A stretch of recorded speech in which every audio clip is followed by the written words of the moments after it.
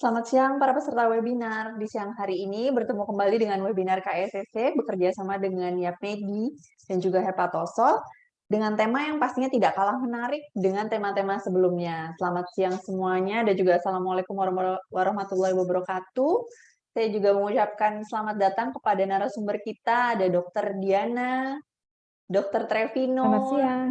Ya, selamat siang dokter. Sehat-sehat ya dok. Amin. Selamat siang. Dr. Trevino juga sehat ya dok. Sehat, terima kasih. Sehat. Ya, saya juga mengucapkan selamat menunaikan ibadah puasa bagi Bapak Ibu peserta yang mungkin sedang menjalankan ibadah puasa. Mungkin untuk hari ini pesertanya masih ada yang running sedang bergabung, silakan. Jadi nanti saya ingin share terlebih dahulu untuk acara kita di siang hari ini. Ya, sebentar. Saya akan share untuk detail acara kita di siang hari ini. Nanti akan ada sambutan terlebih dahulu oleh Dr. Ade Mutiara, spesialis okupasi kedokteran dari Ketua YAPMEDI, Ketua Pelaksana YAPMEDI. Lalu nanti acara kita atau acara talk show kesehatannya akan dipandu oleh Dr. Trevino Pakasi, di mana ada tiga narasumber kita, yaitu Prof. Rino Gani, spesialis penyakit dalam konsultan KGEH, dan juga Dr. Diana Sunardi, spesialis gizi klinik, dan juga dari Mbak Karina dari Kalbe Pharma yang akan menginformasikan seputar produk Hepatosol. Lalu nanti juga akan ada sesi Q&A yang akan dipandu juga oleh Dr. Trevino. Jadi bagi Bapak Ibu yang mungkin sudah bergabung, jika ingin menginformasikan mengenai pertanyaan, bisa mencantumkan di kolom Q&A ya, bukan di kolom chat Bapak Ibu ya. Jadi lebih memudahkan nanti kita untuk memilih pertanyaannya. Nah, jadi mungkin bagi yang sudah masuk nih ke akunnya, tapi belum menggunakan nama seperti waktu mendaftar di Google Form, bisa mengganti dulu atau rename namanya supaya nanti memudahkan juga kita untuk melihat peserta yang online. Jangan lupa untuk mengetik pertanyaan di kolom Q&A, dan pastinya untuk peserta beruntung akan dijapri oleh panitia, dan periode untuk pengirimannya adalah maksimal 2 minggu setelah acara. Baik, mungkin saya mungkin kita sapa terlebih dahulu Dr. Ade, apakah sudah bergabung? Selamat siang, Dr. Ade. Ya, masih menunggu Dr. Ade. Di sini Mbak Karina juga sudah bergabung. Selamat siang, Mbak Karina. Selamat siang, Mbak Widuri. Sehat ya, Mbak? Sehat. Ya, jadi para peserta di hari ini, topik kita adalah mengenai apa itu? Jadi sebelum-sebelumnya kita mungkin sudah membahas tema-tema menarik dan juga seputar kesehatan pastinya. Dan untuk di siang hari ini adalah mengenai pola hidup sehat dengan gangguan liver di saat puasa. Ya, jadi mungkin topik ini jarang sekali dibahas untuk di KSCC. Jadi pastinya Bapak Ibu yang mungkin punya saudara, punya keluarga yang mungkin ada gangguan liver ataupun yang belum nih, untuk pencegahannya bisa tahu, untuk awareness-nya bisa menyaksikan acara webinar di siang hari ini. Ya, saya menyapa kembali, apakah Dr. Ade sudah bergabung? Dr. Ade. Ya, mungkin kita masih menunggu beliau sebentar. Jadi saya mengingatkan untuk Bapak Ibu yang ingin mencantumkan pertanyaannya bisa menanyakan di kolom Q&A ya Bapak Ibu ya, bukan di kolom chat.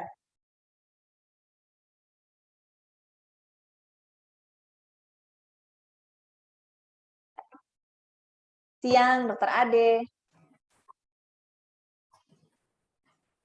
Ya, beliau sudah bergabung, masih menunggu jaringan. Jadi mungkin Bapak Ibu di sini bisa mengajak saudaranya, teman-temannya untuk hadir di acara webinar, dan pastinya hari ini untuk 5 orang peserta beruntung akan mendapatkan hadiah dari Kalbe dan juga YAPMEDI. Dr. Ade sepertinya sudah bergabung. Selamat siang, Dr. Ade. Selamat siang. Iya, Mohon Dok. maaf tadi ada telepon dari kantor. Nggak apa-apa, Dok. Baik, sehat Dr. Ade.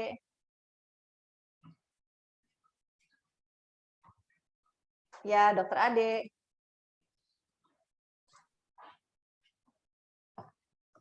Ya, Dr. Ade bisa dengarkah suara saya, Dok? Bisa. Oh, baik.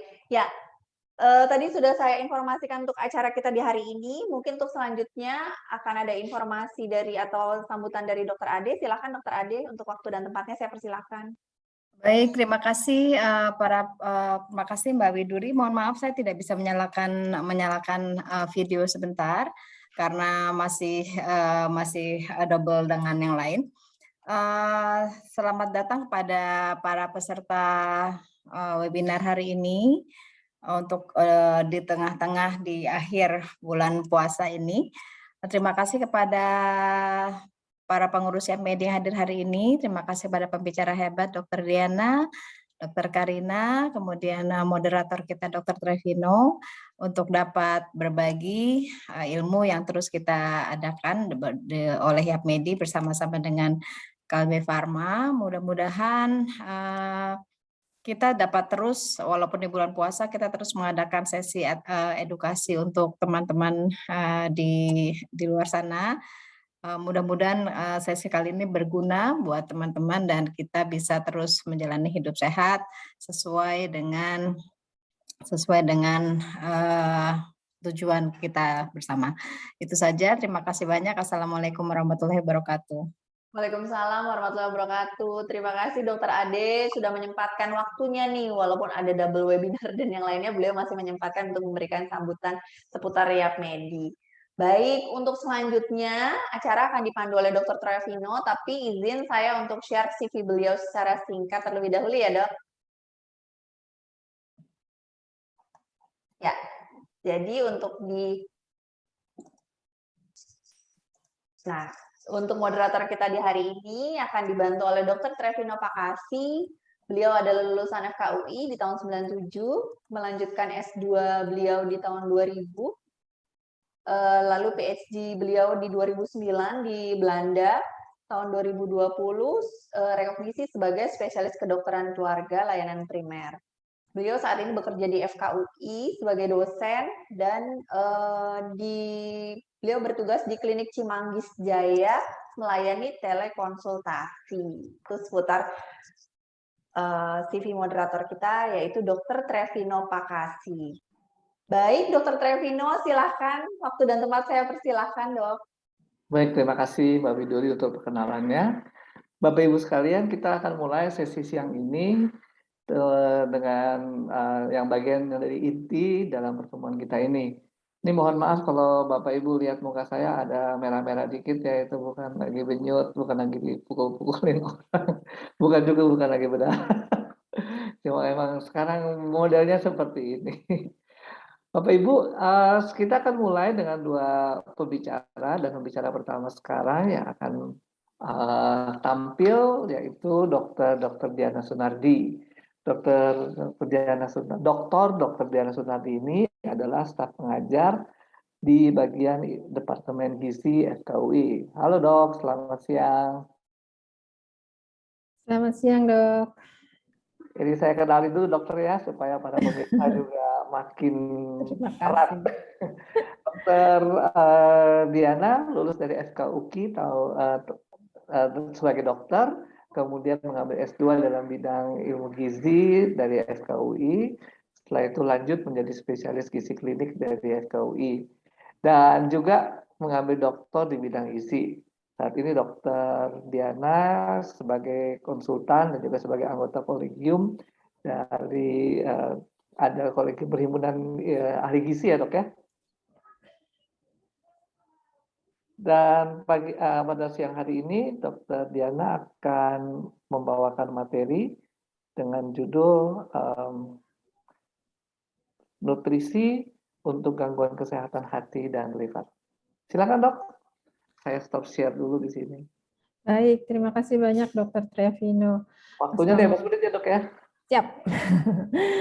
Assalamualaikum warahmatullahi wabarakatuh. Selamat siang para peserta webinar kita siang hari ini. Terima kasih kepada Dr. Ade selaku Ketua Pelaksana Harian dari YAPMEDI, kemudian juga tadi ada Dr. Hani sebagai pengurus YAPMEDI, teman lama saya, senior saya, membantu saya dalam penelitian. Kemudian juga ada Ibu Karina, dan yang terakhir tentu Dr. Trevino. Terima kasih banyak sudah memperkenalkan saya, Dok. Saya langsung share screen aja ya.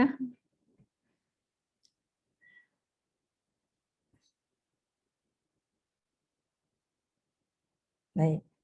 Jadi saya diminta sharing nih mengenai nutrisi pada gangguan kesehatan hati atau liver ya. Nah, mungkin saya kasih sedikit pendahuluan dulu. Nanti mungkin dari Prof. Rino akan lebih banyak ya mengenai penyakit atau gangguan di hati atau liver ini. Jadi perlu diketahui bahwa hati ini merupakan organ terbesar di tubuh kita, ya, dan memiliki fungsi yang banyak, mulai dari menyimpan zat-zat gizi, kemudian juga menetralisir senyawa berbahaya, dan hati ini seperti mesinnya tubuh kita, begitu ya. Jadi bagaimana tubuh dapat mengolah makanan, kemudian dapat menggunakannya, baik untuk proses membangun tubuh, itu hatilah yang berperan. Kemudian hati atau liver ini juga untuk mengatabolisme atau memecah jaringan seandainya kalau tubuh kita membutuhkan, ya.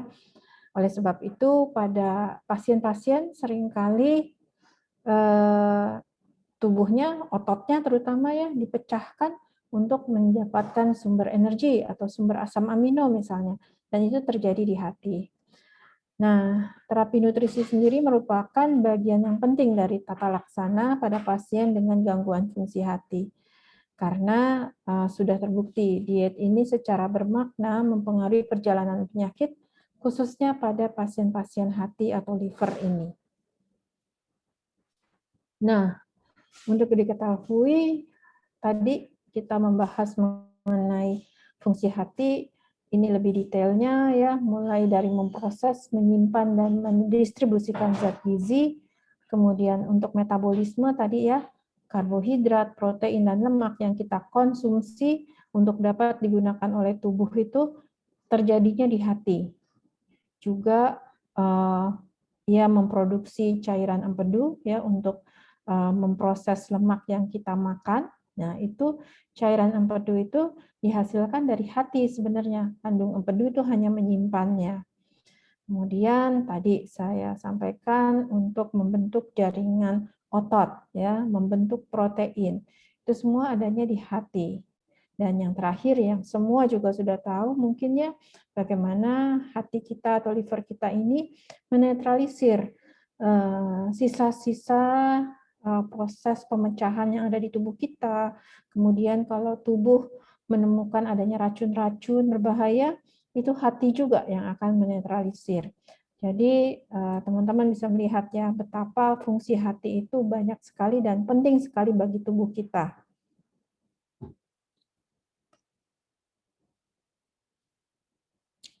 Nah, jadi kalau disimpulkan fungsi hati itu dibagi menjadi 3 bagian penting, yaitu tadi yang pertama untuk metabolisme atau bagaimana tubuh memanfaatkan asupan-asupan makanan di tubuh kita, yaitu dari hati. Kemudian sekretorik, yaitu menghasilkan yaitu tadi cairan empedu terutamanya ya, untuk kemudian berperan penting dalam metabolisme di dalam tubuh kita. Kemudian penyimpanan. Nah, hati ini juga menyimpan vitamin-vitamin yang penting seperti A, D, B12, asam folat, zat besi ya. Juga cadangan karbohidrat seperti kalau kita lagi puasa nih, kita memanfaatkan glikogen atau cadangan karbohidrat yang ada di dalam hati. Kemudian juga protein dan lemak. Nah, untuk penyakit hati sendiri sedikit saya singgung di sini adalah untuk pendahuluan untuk melihat bagaimana sih kemudian nutrisi yang harus diatur. Memang penyakit hati atau liver ini terbagi 2 yang utama, yaitu yang infeksi dan non-infeksi. Yang infeksi bisa beragam, ada yang karena virus, bisa juga bakteri mungkin saja menyebabkan suatu abses hati ya di dalam hati, walaupun jarang tapi bisa terjadi. Kemudian yang non-infeksi itu yang paling sering adalah sirosis, fatty liver ya dengan semakin berubahnya pola makan di Indonesia ini dengan arah ke pola makan barat yang tinggi lemak, maka angka fatty liver juga tinggi, kemudian tumor. Nah, untuk yang 5 utama yang sering dijumpai adalah fatty liver, kemudian sirosis hati, hepatitis A yang bisa jadi melanda suatu daerah, misalnya kemarin terakhir di daerah Jawa Barat ya, ada satu kabupaten yang angka hepatitis A-nya tiba-tiba tinggi. Nah, kemudian ada hepatitis B dan hepatitis C. Kalau hepatitis A memang seringkali melalui air, makanan, ya. Jadi memang kalau satu daerah kena biasanya luas. Sedangkan hepatitis B dan hepatitis C biasanya peran jarum suntik yang seringkali. Ya. Nah, untuk keluhan dan gejala umumnya mungkin ada demam, lemas, kuning pasti ya. Kemudian yang terpenting adalah yang berkaitan dengan nutrisi, tentunya ada rasa mual dan muntah, serta tidak nafsu makan. Dan juga yang berkaitan dengan nutrisi kemudian adalah seringkali adanya bengkak pada pasien-pasien dengan hepatitis ini. Nah, perlu diperhatikan tadi karena sirosis ini termasuk yang sering terjadi dan ada ya di masyarakat, maka untuk pasien-pasien sirosis yang malnutrisi atau berat badannya kurang, perlu menjadi perhatian karena tidak hanya asupannya yang kurang, tetapi adanya gangguan pencernaan, adanya perubahan tadi bagaimana tubuh memanfaatkan asupan makanan, kemudian juga aktivitas fisik yang berkurang. Semua ini mempengaruhi orang-orang dengan sirosis sehingga tentu makanannya atau nutrisinya perlu mendapat perhatian penting. Selain itu, seperti tadi saya sampaikan, satu lagi yang non-infeksi yang sering kali dijumpai adalah fatty liver. Selain karena berkaitan dengan genetik, ini juga berkaitan dengan obesitas. Selain obesitas, adanya asupan lemak yang tinggi, atau juga penurunan berat badan yang terlalu drastis, ya. Selain juga efek samping obat ataupun adanya diabetes. Nah, oleh sebab itu, karena tadi nih ada yang malnutrisi atau kurang gizi, tetapi juga ada yang berlebihan gizi. Nah, untuk itu memang untuk tahapan pemberian nutrisi atau bagaimana mengatur nutrisi pada orang-orang dengan hepatitis, kita harus melakukan screening dulu nih. Yang pertama kita lihat indeks massa tubuhnya berapa. Masuk yang golongan kurang, ya, indeks massa tubuhnya kurang dari 18,5, atau termasuk yang berlebih atau obesitas, berlebihan, indeks massa tubuhnya di atas 25. Nah, baru kita akan melihat jenis penyakitnya apa dulu. Apakah dia hepatitis yang akut atau yang kronik. Kemudian kita akan lihat juga stadiumnya. Apakah yang ringan, sedang, atau berat.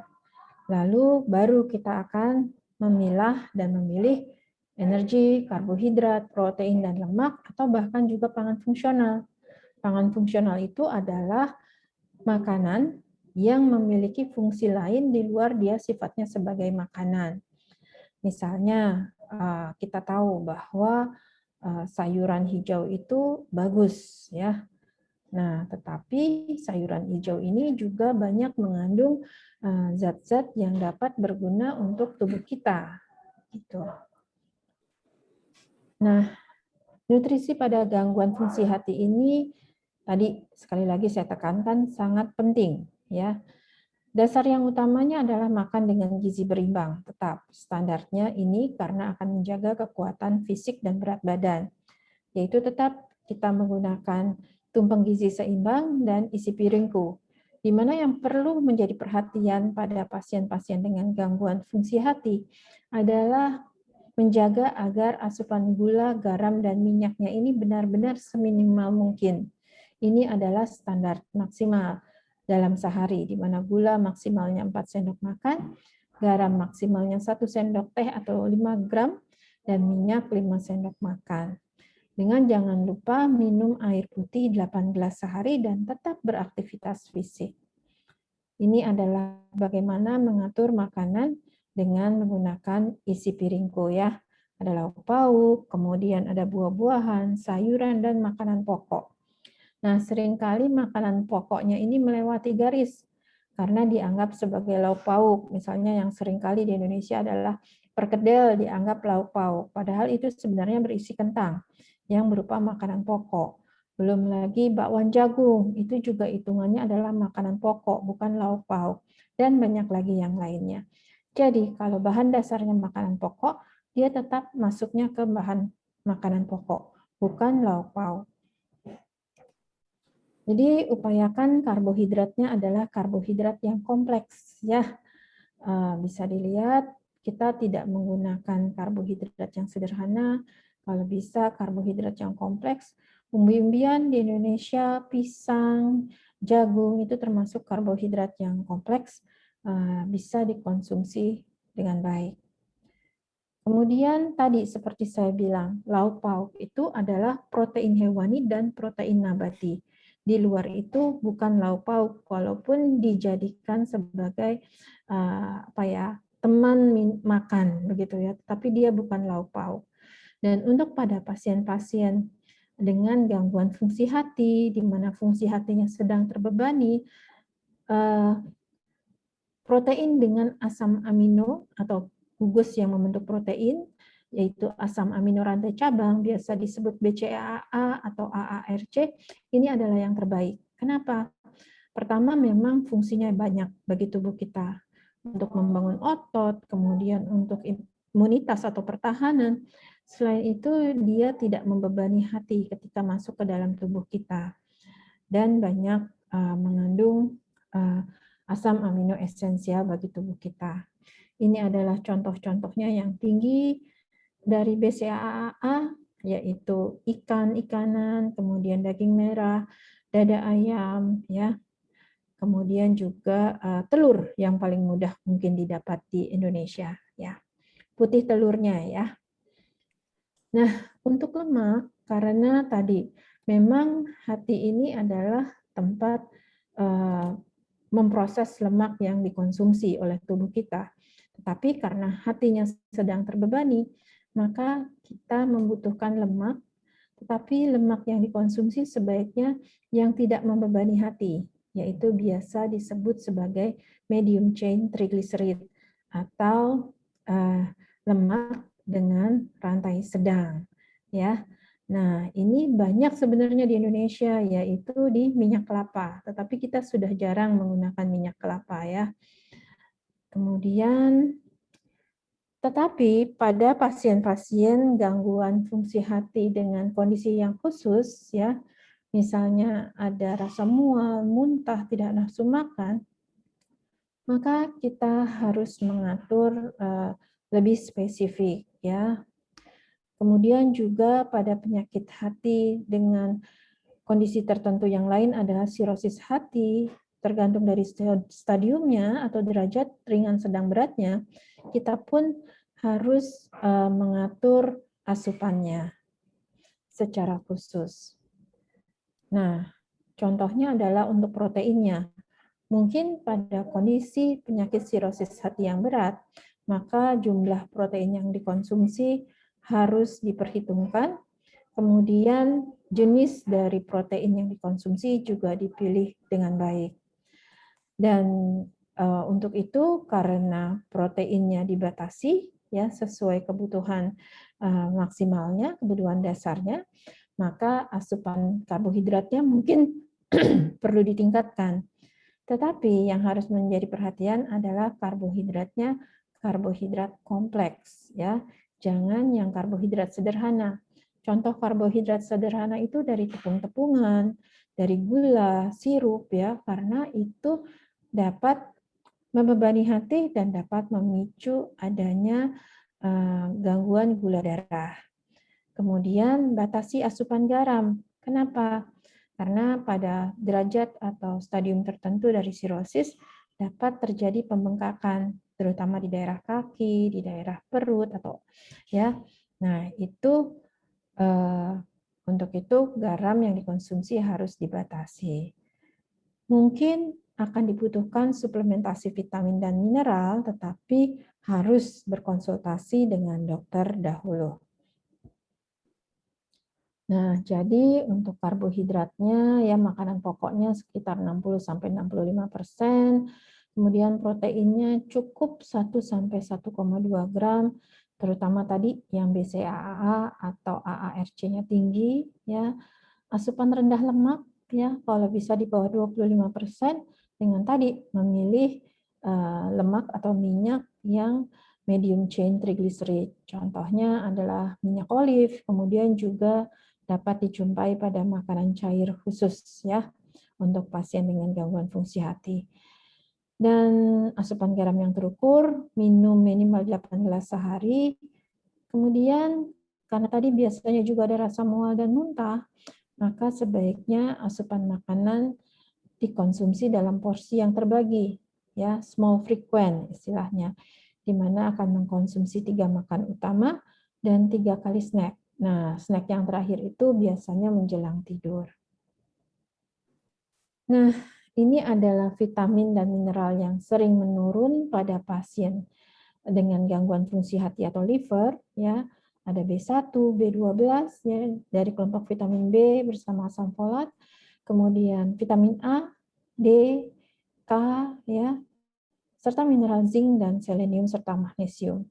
Utamanya memang karena asupan yang menurun, tetapi bisa juga penyerapannya yang menurun dan bagaimana tubuh tidak dapat menyimpan atau storage tadi di hati karena hatinya rusak ya. Nah, sebagai kesimpulan, terapi nutrisi memang berperan penting dalam penata laksanaan pasien hati ya sebagai komponen untuk mempercepat penyembuhan dan memperbaiki jaringan yang rusak dan penting untuk dilakukan screening status nutrisi sejak awal agar malnutrisi dapat dicegah atau diperbaiki serta tadi kalau malnutrisinya bukan kurang tetapi berlebih, kita juga akan berupaya untuk menjadi berat badannya normal. Demikian mungkin yang dapat saya sampaikan, Dr. Trevino. Semoga waktunya tepat. Terima kasih Dr. Diana, tepat waktu ini benar-benar tepat kok. Dr. Diana masih tetap di sini dok ya, kita akan masuk ke panelis kedua dan setelah itu baru tanya jawab. Di sini sudah bergabung bersama kita Profesor Dr. Dino Alvanegani. Prof, selamat siang Prof. Selamat siang, Dr. Trevino. Apa kabar? Baik Prof, sehat Prof? Sehat. Prof, saya perkenalkan dulu Prof ya kepada audiens. Profesor Dr. Dino Alvanegani adalah staf pengajar dari Departemen Ilmu Penyakit Dalam, tepatnya di Divisi Hepatobiliar di FKUI RSCM. Saat ini menjabat sebagai Ketua Divisi Hepatobiliar dari Departemen Ilmu Penyakit Dalam. Lulus dari FKUI tahun 87, kemudian mengambil keahlian dalam bidang penyakit dalam tahun 96, lulusnya. Kemudian konsultan dari gastroenterohepatologi pada tahun 2000 dan mengambil doktor selesai pada tahun 2011. Nah, ini Bapak Ibu semua, kalau pernah pengalaman punya sakit hati, nah Prof. Rino ini tahu cara mengatasinya. Prof, silakan Prof untuk membagikan ilmunya Prof bagi kami semua. Baik, terima kasih Dr. Trevino. Selamat siang Bapak Ibu sekalian. Pada hari ini saya tentu pertama-tama mengucapkan terima kasih, puji dan syukur kepada Tuhan Yang Maha Esa yang sudah memberikan kesempatan pada kita untuk bisa bertemu dan berdiskusi pada siang hari ini. Dan juga terima kasih kepada Yapmedi dan kepada sponsor kita pada siang ini dari Kalbe Pharma dengan hepatosolnya. Ya saya kira topiknya sangat trendy ya berpuasa pada menjaga hati pada saat berpuasa. Saya share screen-nya.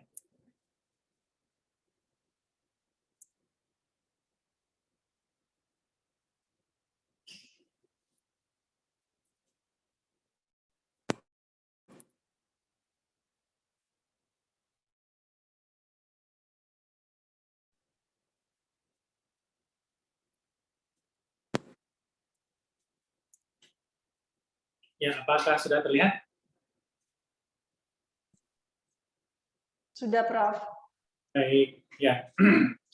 Ya, jadi jaga kesehatan hati saat berpuasa, saya kira suatu hal yang cukup penting, mengingat hati ini adalah organ yang memanage zat-zat makanan, mulai dari karbohidrat, protein, dan juga lemak, serta berbagai mineral dan vitamin. Tadi sudah disinggung oleh pembicara sebelumnya, ada gangguan-gangguan pada hati yang umumnya bisa menimbulkan peradangan, yaitu hepatitis, bisa disebabkan oleh karena virus, bisa disebabkan oleh penyakit hati, atau penyakit autoimun, kemudian bisa disebabkan oleh bakteri, alkohol, atau obat-obatan yang lain. Umumnya gangguan-gangguan tersebut menyebabkan berkurangnya fungsi dari hati dalam mengelola zat-zat makanan yang masuk ke dalam usus yang kemudian harus ditangani di hati. Nah, dari gejala hepatitis sebenarnya 80% tidak bergejala. Kadang-kadang ada demam, nyeri perut bisa timbul, dan kemudian mudah lelah, dan kemudian timbul kuning yang diikuti dengan buang air besar yang pucat, kemudian kadang-kadang ada mual dan muntah, dan kehilangan nafsu makan, dan juga hasilnya gelap seperti teh yang kental. Sebenarnya diperlukan waktu yang cukup lama ya untuk hepatitis, untuk terjadinya gangguan yang signifikan seperti sirosis hati. Untuk terjadi sirosis hati diperlukan waktu sampai 20-25 tahun, dan bahkan untuk kanker hati perlu waktu sampai 25-30 tahun untuk terjadinya kanker hati. Sehingga sebenarnya kita punya waktu cukup banyak sebenarnya untuk bisa mengatasi gangguan hati tersebut bila kita tahu ada gangguan hatinya. Ya. Yang sering menjadi masalah adalah seringkali kita tidak mengetahui, atau pasien tidak mengetahui sudah terjadi gangguan pada hati. Karena 80% tadi saya katakan memang gangguan hati itu tidak bergejala.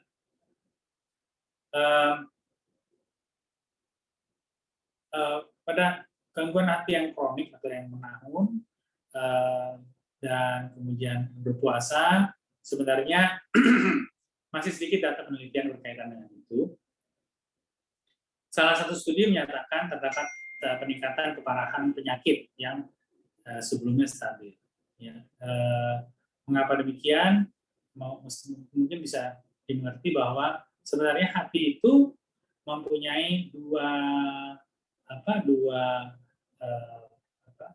vaskular, dua pembuluh darah yang memperdarai hati, yaitu dari arteri hepatika dan juga dari vena porta, ya, yang di bawah itu, yang membawa makanan, zat-zat makanan yang diserap dari saluran makanan. Puasa sendiri memberikan efek yang baik ya pada pasien-pasien yang atau pada orang-orang yang tidak ada penyakit hati, di mana bisa terjadi autofagi. Autofagi ini bisa timbul baik pada yang ada penyakit hati maupun yang tidak ada penyakit hati. Dan autofagi ini adalah suatu kondisi di mana sel-sel tersebut melakukan penghancuran dari organ-organ sel tersebut yang sudah tidak lagi berfungsi baik, sehingga boleh dikatakan semacam pembersihan dari organ-organ sel-sel tersebut, dari organ-organ sel yang tidak lagi berfungsi baik. Dan ini dilakukan disebabkan oleh karena suatu kondisi di mana terjadi hipoglikemi atau rendahnya kadar gula di dalam darah, sehingga diperlukan sehingga ketersediaan energi untuk sel-sel tersebut menjadi terbatas, dan agar energi yang masuk tersebut bisa terpakai secara efisien, maka sel-sel dalam tubuh kita itu melakukan autofagi, yaitu menghilangkan atau menghancurkan organ-organ sel yang sudah tidak lagi efektif.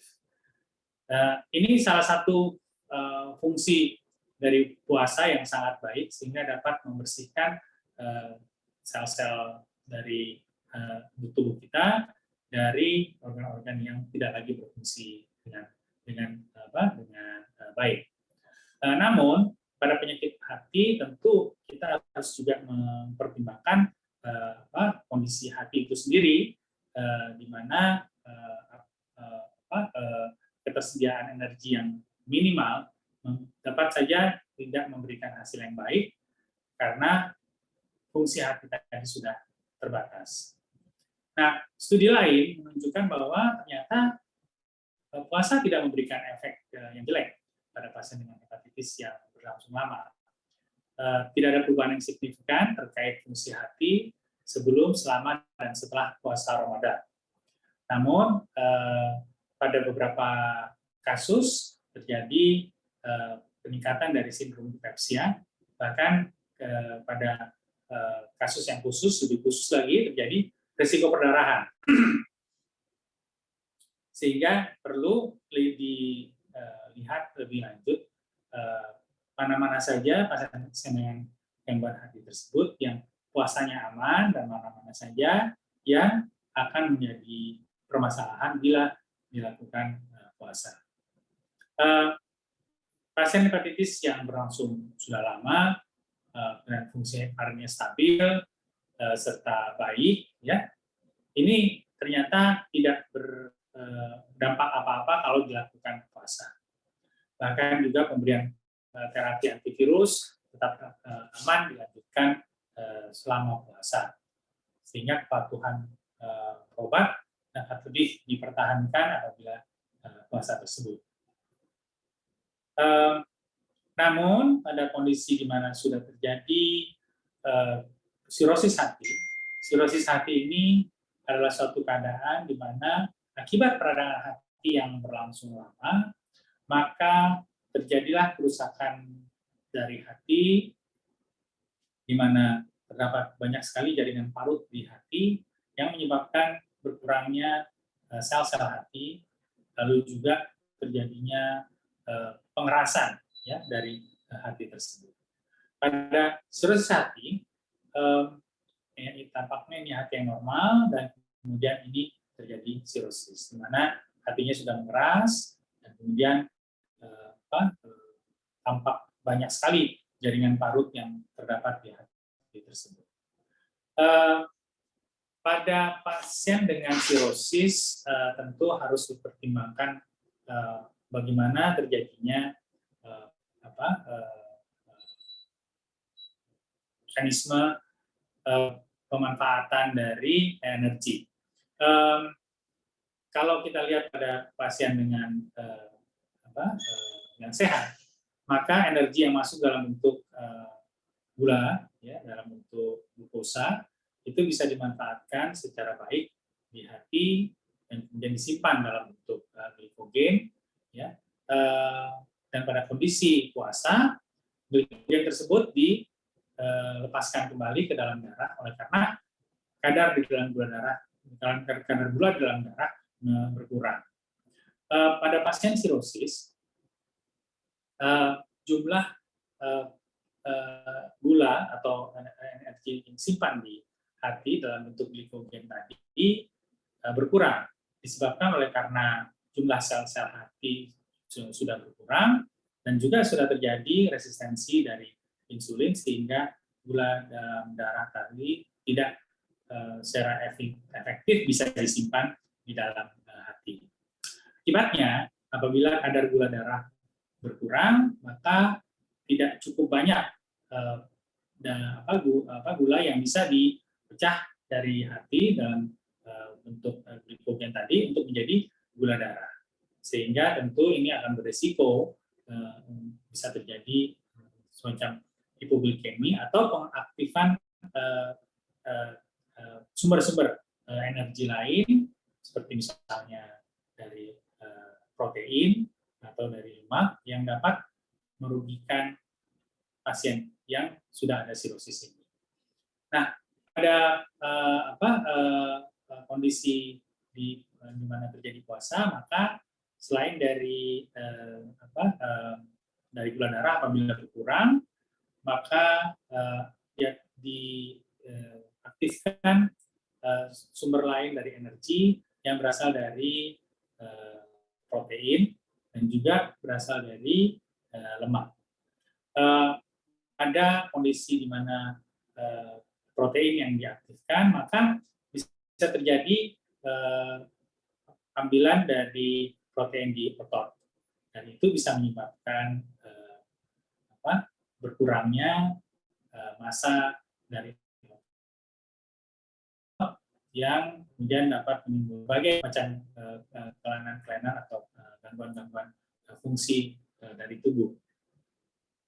Nah, pasien sirosis, apalagi dengan adanya diabetes, di mana digunakan obat-obat yang bisa menurunkan gula darah, maka terjadi pula risiko hipoglikemi, di mana hipoglikemi terjadi oleh karena ketidakmampuan dari hati untuk menyediakan gula di dalam darah, oleh karena simpanan glikogen di dalam darah menjadi sangat berkurang.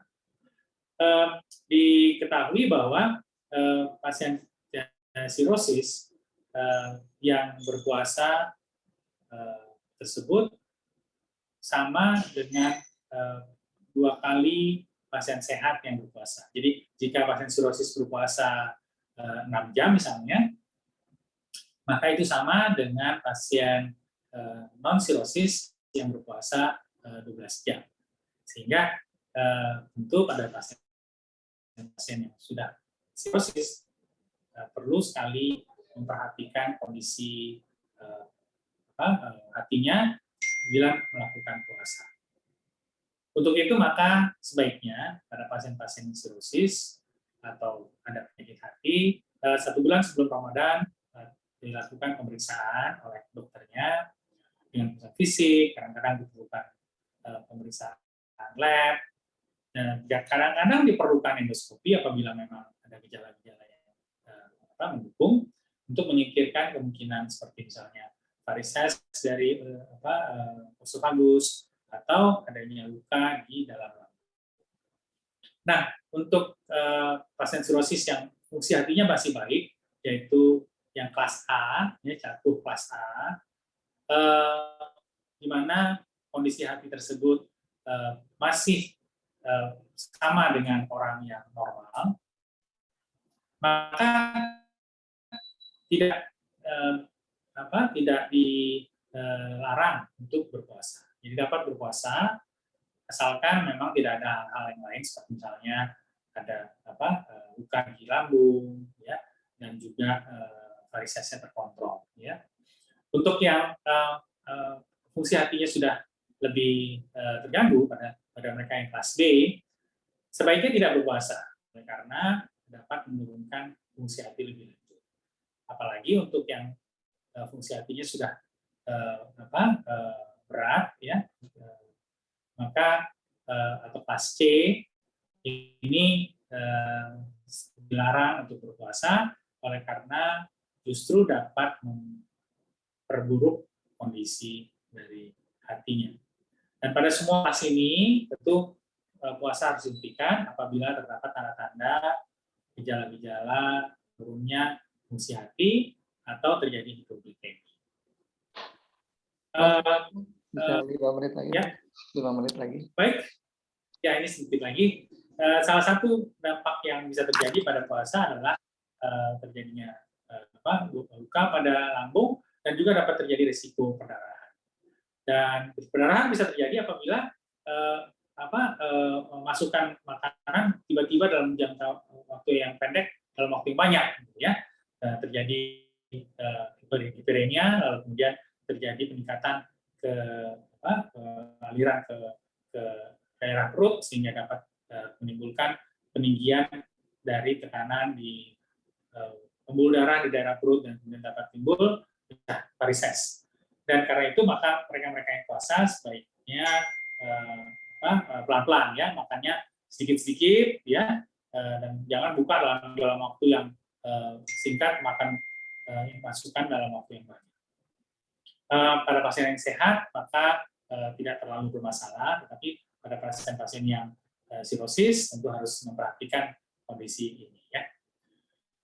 Sejumlah studi menunjukkan bahwa perlu sekali dilakukan deteksi adanya luka pada lambung ataupun adanya varises apabila memang diperlukan.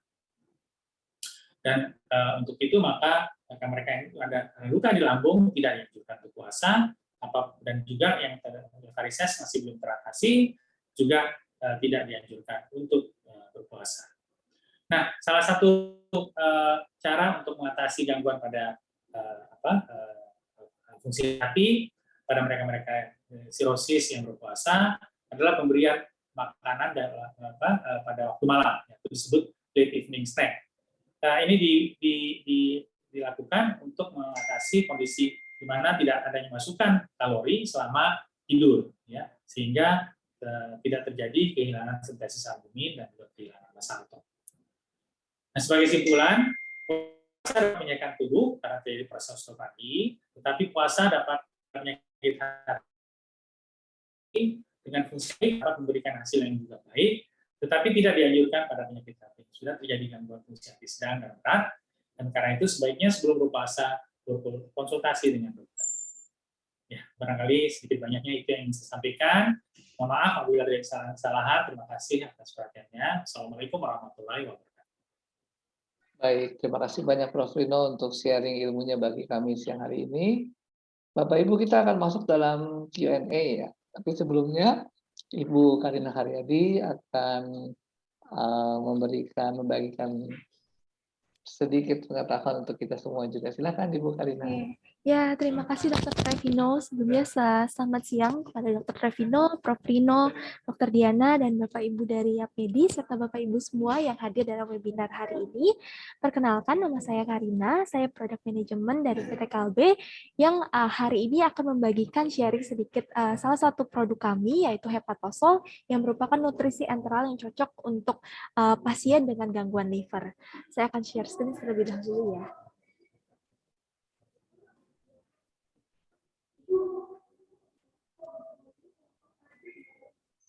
Apakah saya sudah terlihat? Sudah, Mbak Karina. Oke.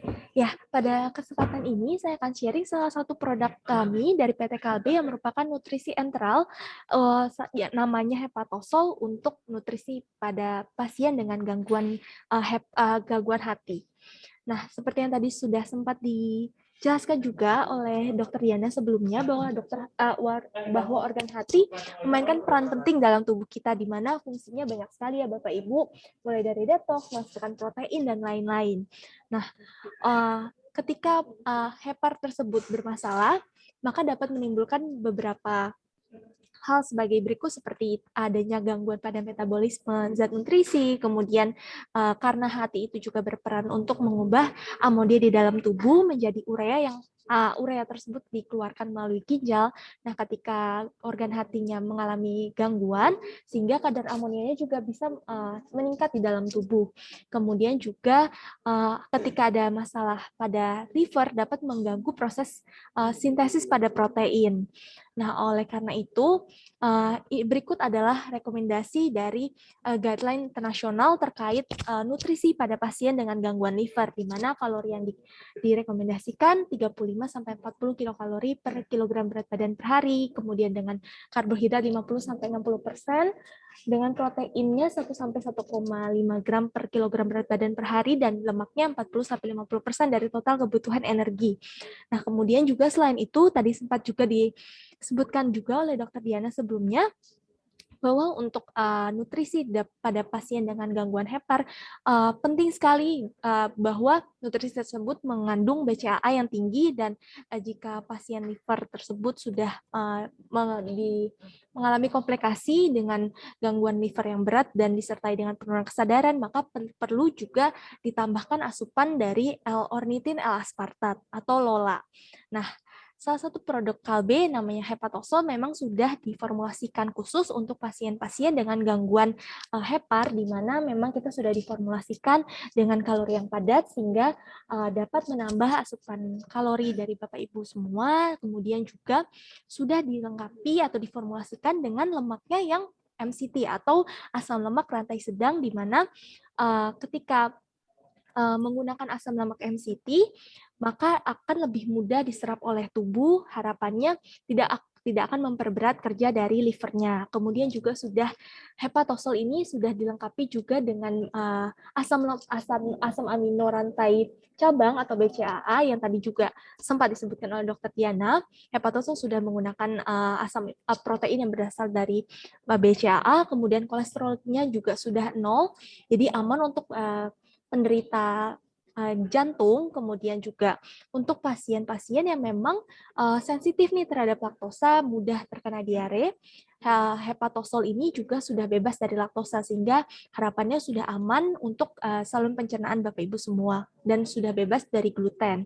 Nah, ya seperti yang tadi sudah sempat disebutkan juga, kalau misalkan hepatosol ini sudah tinggi kalori dan karbohidratnya, kita menggunakan maltodextrin yang merupakan karbohidrat kompleks, dan kemudian proteinnya sendiri tadi ya tinggi BCAA, sehingga harapannya dengan tinggi BCAA dapat membantu meningkatkan sintesis protein dalam otot yang terganggu ketika livernya mengalami gangguan. Kemudian juga lemaknya dengan lemak yang asam lemak rantai sedang, harapannya dapat lebih mudah diserap oleh tubuh sehingga tidak akan memperberat kerja dari livernya.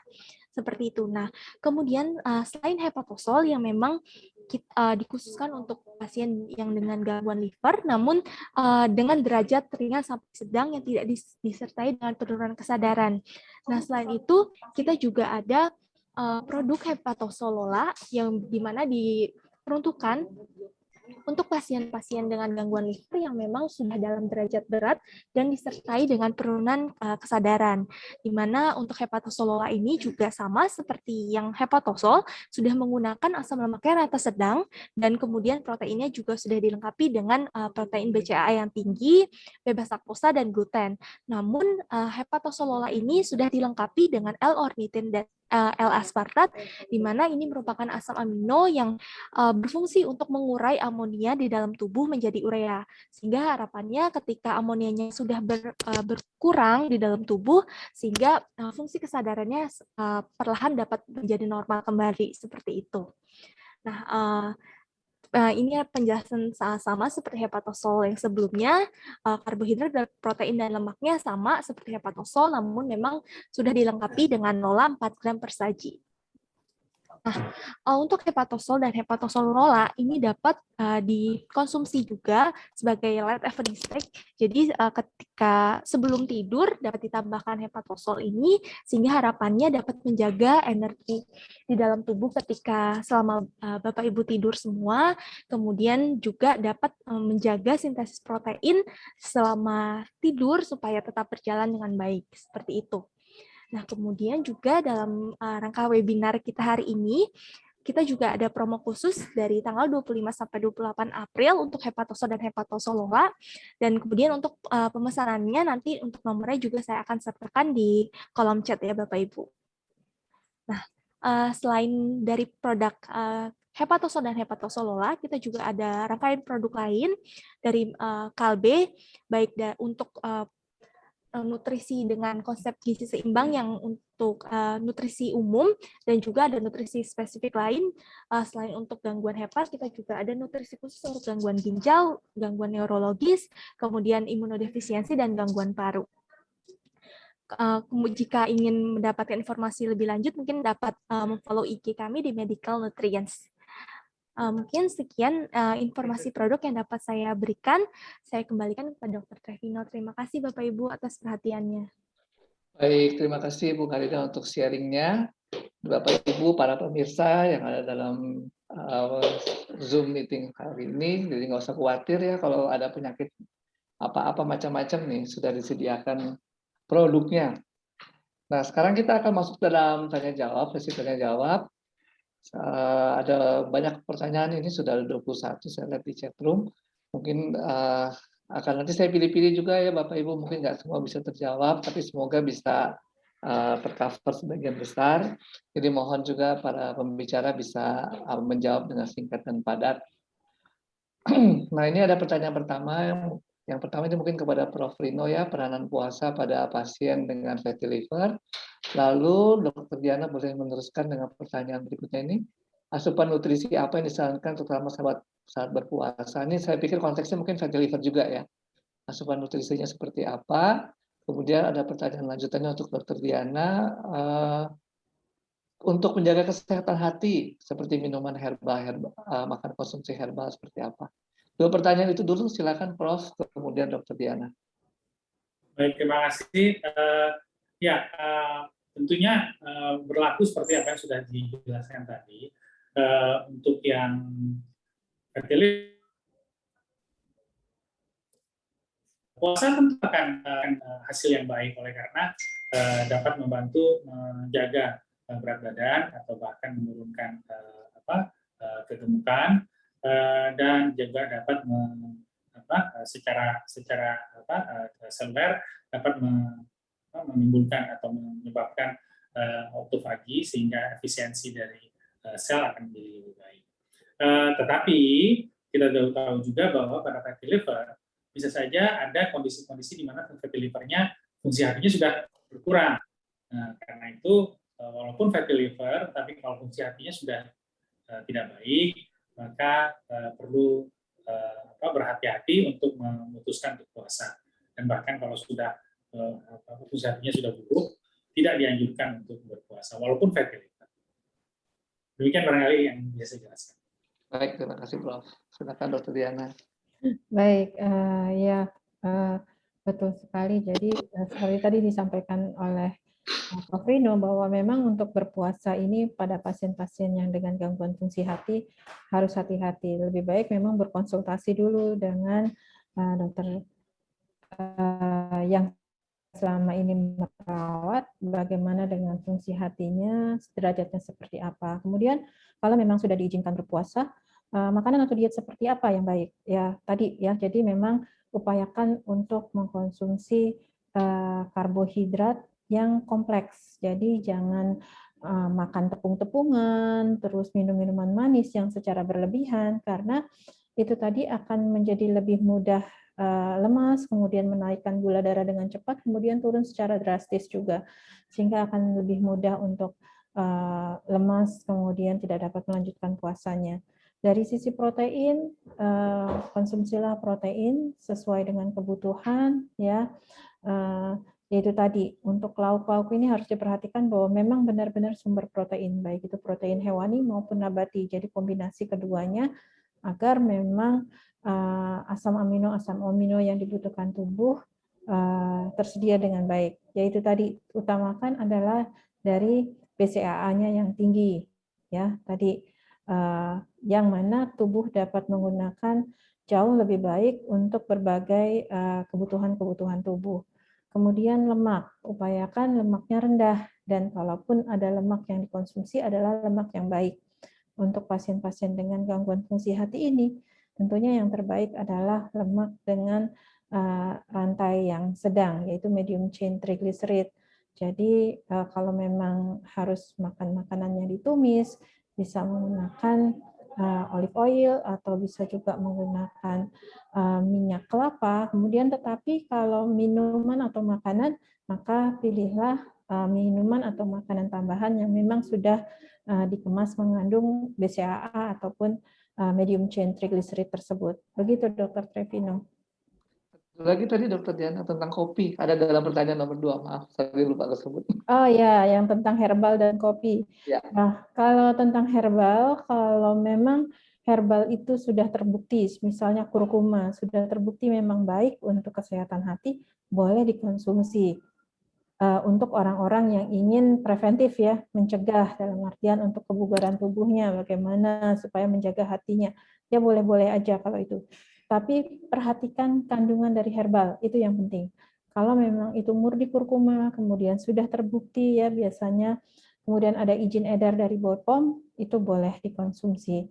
Kemudian bagaimana dengan herbal-herbal yang lain? Sebaiknya jangan, kalau memang tidak ada bukti ilmiahnya, kemudian apalagi tidak ada izin dari BPOM, jangan. Dan kalau memang sudah sakit atau gangguan fungsi hati, maka harus berkonsultasi dengan dokter spesialis ginjal gastrohepatologinya, ya, di mana beliau yang akan menentukan apakah masih dapat mengkonsumsi atau tidak. Kemudian bagaimana dengan kopi? Ya, banyak ya kalau googling itu bagaimana kopi itu dapat katanya menjaga kesehatan hati, kemudian melindungi hati atau liver ini dari perburukan. Kembali lagi, kalau dibaca-baca memang ada peran dari kopi, tetapi memang lebih arahnya katanya memperbaiki jaringan-jaringan yang rusak. Itu pun tetapi memang buktinya masih sedikit, dan itu pun harus diingat, kopi yang dikonsumsi adalah benar-benar kopi hitam ya, bukan kopi-kopi modern zaman sekarang tuh yang lebih banyak gulanya ya, sedikit ditambah susu, kemudian gula-gulanya tinggi, jadi karbohidrat sederhananya justru tinggi, bukan itu.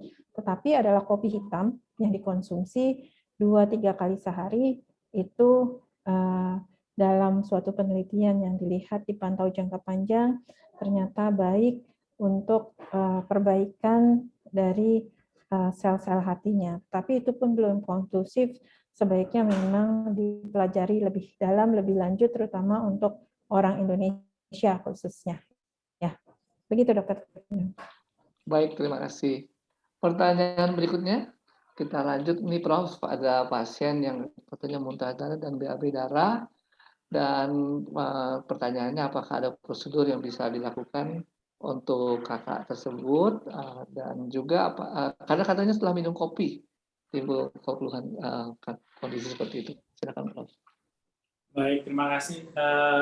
Memang tadi sudah dijelaskan, masukkan makanan dalam jumlah banyak pada satu saat dapat meningkatkan aliran ke pembuluh darah di usus, yang juga kemudian dapat menimbulkan peningkatan dari tekanan di pembuluh darah di usus tadi, dan kemudian dapat menimbulkan pecahnya varises apabila ada,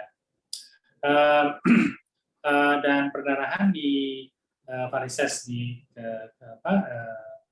lambung atau di kerongkongan itu dapat bercampur dengan asam lambung, dan hasilnya adalah suatu zat yang disebut hematin yang berwarna seperti kopi, gitu ya.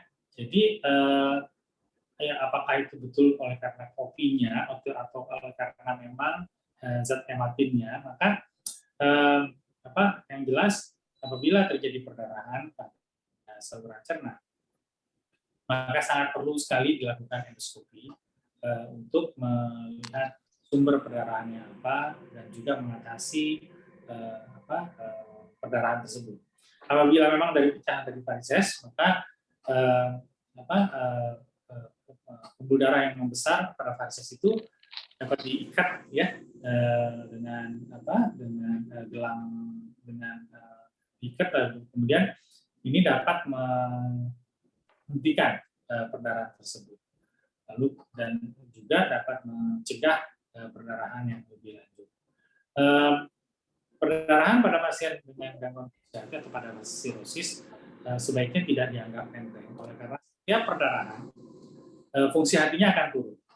Ya, jadi setiap satu kali episode perdarahan fungsi hati akan turun.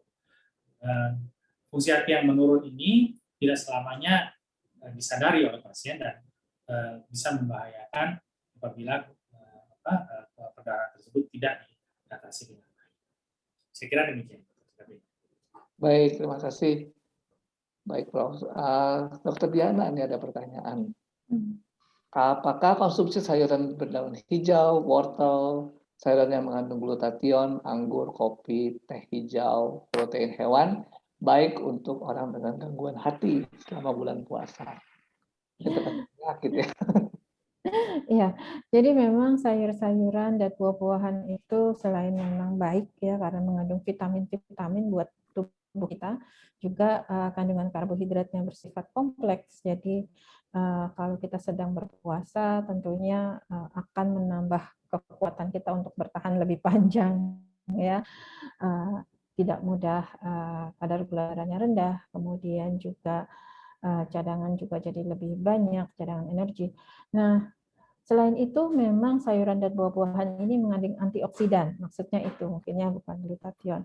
Nah, antioksidan ini memang bagus untuk tubuh kita, ya, baik untuk yang sehat maupun memang dalam kondisi tadi dengan gangguan fungsi hati. Jadi bagus sekali. Tentunya untuk buah-buahan pilihlah dengan yang tidak terlalu manis atau banyak mengandung juga apa ya, pati atau tepung-tepungan. Misalnya gini, kalau buah mangga kita konsumsi, maka kita harus menakarnya juga. Jangan kemudian 1 kilo kita konsumsi. Atau kelengkeng begitu ya, yang sering kali tuh yang keasikan mengkonsumsi itu misalnya kelengkeng, buah mangga tuh biasanya keasikan, keterusan, jadinya malah tadi ya tidak baik buat tubuh karena dia memang kadar gulanya tinggi. Kemudian bagaimana dengan apa tadi satu lagi ya? Ini apa, teh hijau, Teh terus hijau, ya. buah-buahan sih tadi, anggur, kopi tadi udah dijawab ya. Ya, kalau teh hijau memang juga mengandung antioksidan, tetapi ingat teh juga kalau kita konsumsinya dalam kondisi yang pekat, ya, terutama tehnya hitam, tetap mengandung kafein yang cukup tinggi. Nah, nanti kita jadi urinasi, buang air kecilnya banyak. Nah, kalau diuresis atau buang air kecilnya banyak, tentunya nanti kita mengalami dehidrasi lebih cepat. Begitu. Jadi kalau untuk teh mungkin kita harus batasi. Mungkin 1 gelas di saat berbuka puasa dan kemudian 1 gelas di saat sahur itu cukup. Terima kasih Dr. Diana untuk tipsnya. Prof, ini ada pasien lansia 1 tahun. Di situ tertulis peningkatan fungsi liver, mungkin SGLT-nya naik nih kayaknya ya. Tapi sekarang katanya sudah normal dan kuat untuk puasa. Pertanyaannya, apakah boleh diberikan suplemen hepatosal dengan dosis berapa supaya fungsinya terjaga baik, fungsi hati tetap terjaga baik? Ya, baik, terima kasih. Ya, tentu kalau sudah pernah ada kenaikan dari SGLT, SGPT-nya, yang menandakan bahwa ada kerusakan dari sel hati, maka sebaiknya diperiksakan ke dokter lebih lanjut untuk menentukan kondisi hatinya, fungsinya hatinya bagaimana, apa penyebab dari peningkatan dari SGLT, SGPT dan sebagainya. Yang bila memang sudah ada gangguan dari fungsi hati, maka hepatosol terbukti cukup baik, terutama dalam hal memberikan energi, seperti sudah disebutkan tadi sebagai late evening snack. Late evening snack. Untuk late evening snack ini pemberian dari hepatosol dapat diberikan kira-kira 200 cc pada malam hari sebagai energi untuk pasien-pasien tersebut. Dan dengan begitu maka diharapkan tidak terjadi pemecahan dari protein maupun sumber energi yang lain akibat dari berkurangnya kadar gula darah yang tidak bisa dipenuhi oleh glikogen di hati. Barangkali begitu. Baik, Prof. Terima kasih. Ini masih lanjut lagi dari penanya yang sama. Nutrisi yang terbaik dengan sirosis selama pandemi dan selama puasa Ramadan. Ini mungkin Prof dan Dr. Diana bisa saling mengisi ya. Kemudian apakah boleh hepatosol diberikan pada long term untuk pasien dengan kelainan fungsi hati dan rutin check up? Dan yang ketiga, apakah hepatosol boleh diberikan pada orang yang sehat? Mungkin untuk maksudnya untuk preventif kali ya. Silakan. Ngobrol. Ya, silakan. Dulu ya. Oke. Kalau long term pada pasien-pasien penyakit hati, saya kira tidak terlalu tidak masalah ya, karena memang formulanya dibuat sedemikian rupa sehingga baik untuk pasien-pasien penyakit hati. Ya. Di mana hepatosol memang kaya dengan branched chain amino acid atau asam amino berantai cabang, ya, yang bermanfaat untuk pasien-pasien dengan penyakit hati. Walaupun Badan Dunia untuk nutrisi baik ASPEN maupun ASPEN tidak menganjurkan untuk serta-merta memberikan branched chain amino acid pada pasien-pasien penyakit hati, dan lebih dianjurkan pemberian makanan yang berimbang ya. Namun pemberian branched chain amino acid atau asam amino berantai cabang pada beberapa studi memberikan hasil yang baik ya pada pasien-pasien penyakit hati. Persoalannya juga barangkali adalah cost effectiveness barangkali ya, karena biar bagaimana kan branched chain amino acid atau yang tergandung di hepatosol relatif tidak murah, gitu ya, relatif tidak murah untuk sebagian barangkali cukup menjadi masalah, tapi apabila itu dikonsumsi, saya kira tidak menjadi persoalan untuk konsumsi jangka panjang. Demikian barangkali saya. Baik, Dr. Diana, mungkin ada tambahan nutrisi untuk sirosis selama pandemi dan bulan puasa. Iya, baik. Saya rasa tadi Prof. Dino juga sudah menyampaikannya dengan sangat bagus sekali ya. Jadi kalau spesifik untuk yang sirosis selama puasa, kalau memang mendapatkan izin dan diperbolehkan kondisinya untuk berpuasa, tentunya tadi ya, makan makanan dengan gizi seimbang, kemudian pilihlah sumber protein yang baik, tadi komposisinya harus ada protein hewani, kemudian juga ada protein nabati, kemudian jumlahnya juga harus diperhatikan, tidak kurang tetapi juga tidak berlebihan. Kemudian jenis karbohidratnya diperhatikan, dan yang terakhir lemaknya. Jangan makan lemak secara berlebihan. Orang Indonesia kadang-kadang lupa kalau yang dibilang lemak itu hanya gaji. Lupa kalau yang digoreng-goreng itu adalah sumber lemak, begitu ya. Kemudian makanan-makanan siap saji yang dikonsumsi seringkali walaupun itu sifatnya dibakar ataupun dipanggang, seringkali juga ditambahkan lemak, ditambahkan santan ya untuk supaya gurih kan sebelum dibakar. Kadang-kadang atau di oven ditambahkan santan gitu ya, direbus dulu dengan santan baru dibakar. Kalau di oven akhirnya tetap aja kandungan lemaknya meningkat gitu ya. Jadi kemudian adalah garam. Seringkali garam-garam tersembunyi juga lupa diperhatikan karena makanan-makanan kering, makanan-makanan yang disimpan itu banyak mengandung garam. Makanan-makanan yang diawetkan juga banyak mengandung garam. Jadi rajin-rajin membaca label, rajin-rajin membaca resep mungkin ya untuk tips dari saya bagi yang mengalami kondisi gangguan fungsi hati agar tahu makanannya ini mengandung karbohidrat sederhana atau tidak ya, kemudian seberapa banyak, kemudian berapa jumlah lemak yang dikandungnya, lemaknya lemak baik atau lemak jahat, lemak jenuh itu sangat banyak ada di dalam makanan-makanan siap saji, begitu juga trans fat ya. Kemudian tadi garam. Nah, garam yang sering tersembunyi ini kerupuk itu mengandung garam, Ya, makanan-makanan siap saji, yang gurih-gurih, biasanya mengandung garam, itu yang sering dilupakan.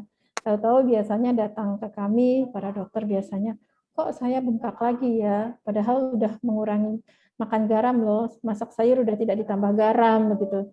Tapi lupa, teman-teman makan sayurnya banyak yang mengandung garam, misalnya begitu Dokter Trevino. Mungkin itu tambahan dari saya. Ya, baik, terima kasih. Nah, ini pertanyaan selanjutnya, Prof. Apakah bagi penderita yang berobat dalam jangka panjang, mengonsumsi obat-obatan terus dapat merusak fungsi liver? Mungkin ini berkaitan dengan selanjutnya nih. Apakah benar ketika berpuasa racun dalam tubuh kita juga dibuang masuk daripada hati kita gitu ya? Silakan, Prof. Iya, oke. Tadi sudah salah satu slide saya tuh menjelaskan bahwa salah satu kerusakan dari hati adalah oleh karena obat-obatan. Dan obat, ya saya kira banyak sekali ya obat-obatan yang memang di metabolisme di hati. Dan karena itu tidak heran kalau bisa saja terjadi kerusakan hati akibat obat-obatan tersebut. Dan sebaiknya memang menggunakan obat-obat tertentu, karena itu jangan sembarangan gitu ya. Jadi tentu harus dengan panduan dari dokter, sehingga penggunaan obat tersebut dapat aman, tidak merusak hati lebih lanjut. Apalagi yang sudah ada gangguan dari hatinya, baik oleh karena perombakan hati atau oleh karena peradangan hati akibat hepatitis B misalnya, hepatitis C misalnya gitu ya, atau autoimun misalnya gitu ya.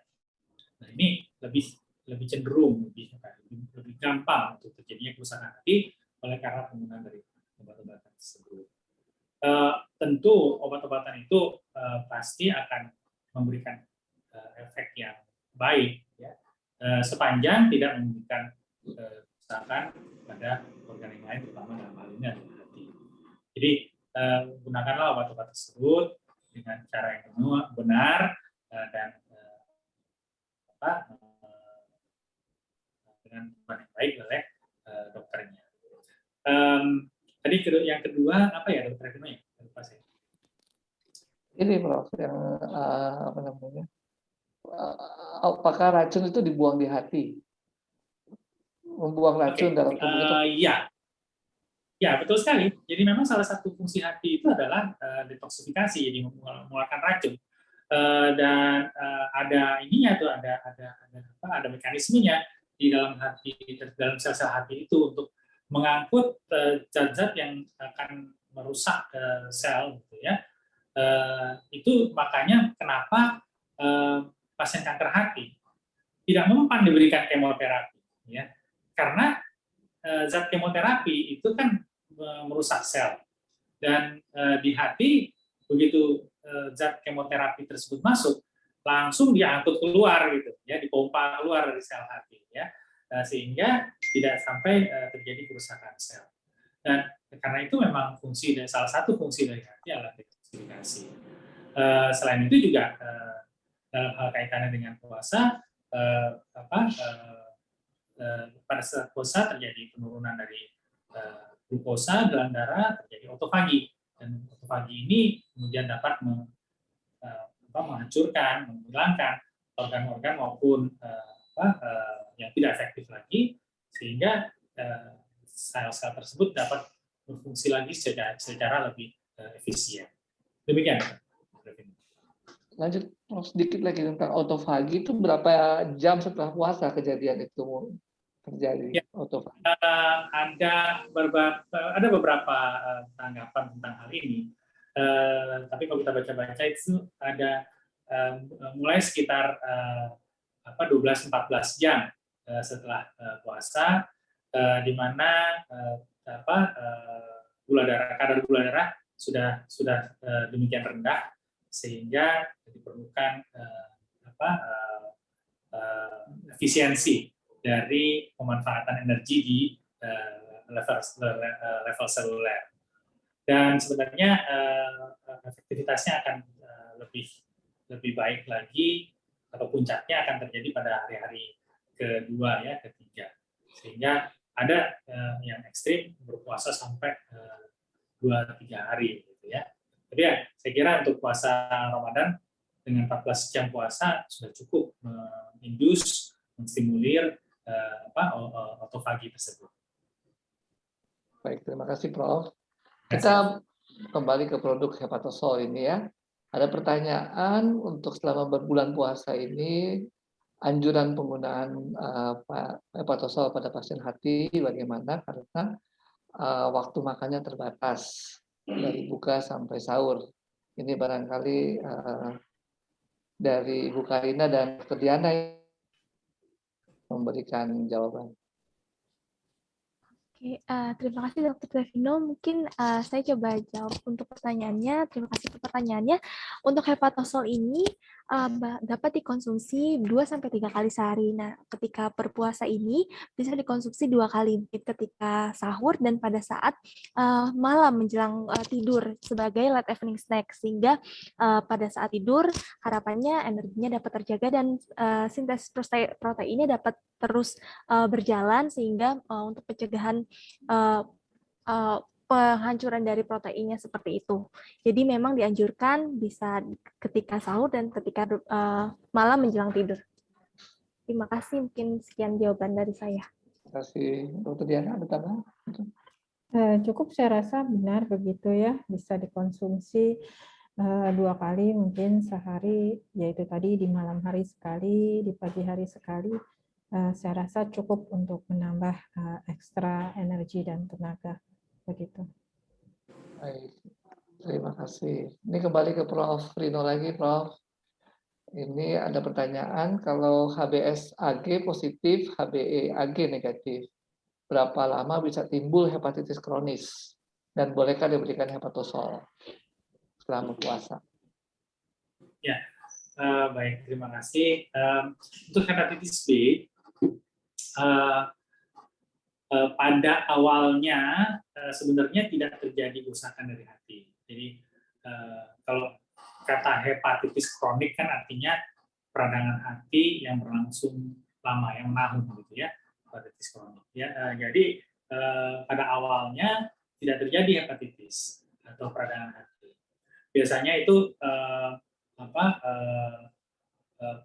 dari kalau hepatitis B itu terinfeksi pada waktu masih bayi, maka tidak terjadi kerusakan dari hati sampai kira-kira usia-usia 20-an tahun, ya, 20 tahun.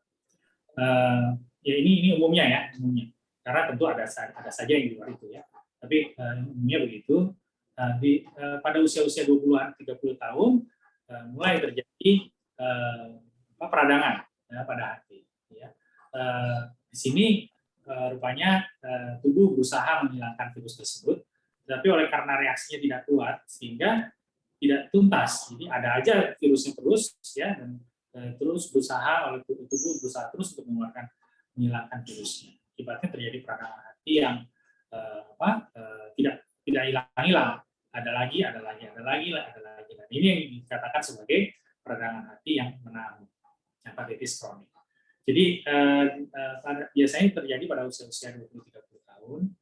Lalu kemudian kalau ini berlangsung terus, maka bisa terjadi kerusakan hati yang buruk pada usia-usia menjelang 40 tahun terjadi sirosis.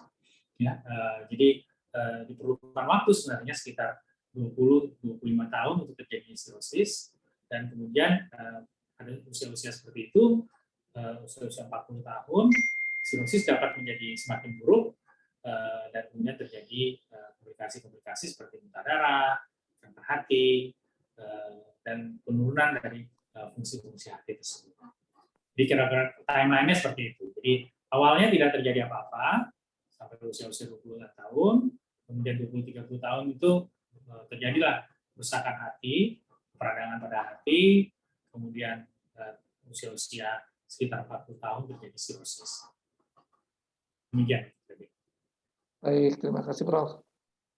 Ibu Karina, masih ada pertanyaan lagi tentang hepatosol. apakah ada kontraindikasi obat yang tidak boleh dikonsumsi bersamaan dengan hepatosol ini? Oke, terima kasih untuk pertanyaannya. Untuk hepatosol ini karena memang merupakan nutrisi enteral seperti susu biasa, jadi memang tidak ada kontraindikasi khusus dengan obat-obatan tertentu. Namun jika memang ada konsumsi obat-obatan, direkomendasikan untuk penggunaan obatnya jika ingin mengkonsumsi hepatosol juga bisa dijeda 1,5 sampai 2 jam. Jadi untuk harapannya obatnya dan hepatosolnya dapat bekerja secara efektif seperti itu. Terima kasih. Terus apakah aman untuk penderita diabetes dan bisa dicampur juga dengan penggunaan multivitamin untuk kesehatan hati? Oke, untuk penderita diabetes sendiri, hepatosol ini memiliki indeks glikemik yang sedang. Jadi tidak termasuk indeks glikemik yang tinggi sehingga masih aman untuk para penderita diabetes, namun disarankan juga untuk tetap mengkonsumsi untuk obat-obatan diabetesnya secara reguler. Nah, kemudian juga untuk konsumsi multivitamin yang difungsikan untuk liver, dipersilahkan tidak ada kontraindikasi dengan hepatosol. Seperti itu. Oke. Oke. Jadi tetap harus lihat nutrition fact-nya ya, berapa kalori dihasilkan gitu ya. Iya, betul. Hitung dengan gizi. Disesuaikan dengan kebutuhan kalori hariannya. Oh, baik. Nah, ini Dokter Diana hilang ya? Ada nggak? Masih ada? Hadir, tadi Oh, yang hadir. satunya terputus, Dok. Mohon maaf. Oke. Iya. Saya lihat lagi nih waktu kita sudah tinggal 1 menit lagi nih. Kita udah harus foto-foto dan kemudian nanti ada dari pihak Kalbe ya. Satu ya Dokter Diana, makanan apa yang bisa bantu sehatkan hati? Lalu bisakah orang sehat konsumsi suplemen untuk hati yang dijual di apotek? Baik, terima kasih sekali. Jadi, makanan apa yang untuk menjaga kesehatan hati sebenarnya adalah kalau kita dengan makan makanan bergizi seimbang, menjaga berat badan, begitu ya. Tadi seperti disampaikan oleh Prof. Vino, jangan sampai obesitas, karena obesitas itu meningkatkan risiko fatty liver, kemudian menjaga asupan tidak tinggi lemak, ya tidak tinggi gula darah, karbohidrat sederhana, sehingga gula darah tidak meningkat juga, tidak berisiko diabetes, pasti hati kita akan terlindungi dengan baik, begitu.